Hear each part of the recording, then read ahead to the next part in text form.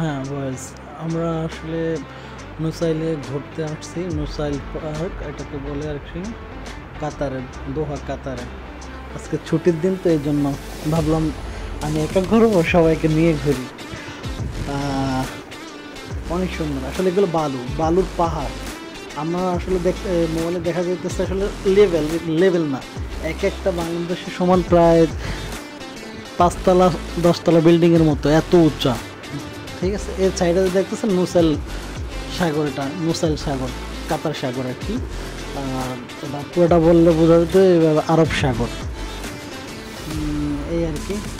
আসেন, আপনারা দেখতেছেন আমি আসলে ঘামায় গেছি বুঝছেন, অতিরিক্ত গরম তো কাতারে, এই জন্য। আহ,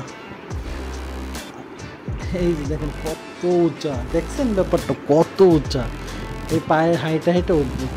আসলে এটাই তো মজা, আসলে কষ্ট না করলে কষ্ট মেলে না। যেমন কষ্ট করলে মজা মজা দেখা যায়, সুন্দর দেখা যাবে। এই জন্য এখন আমরা উঠতেছি।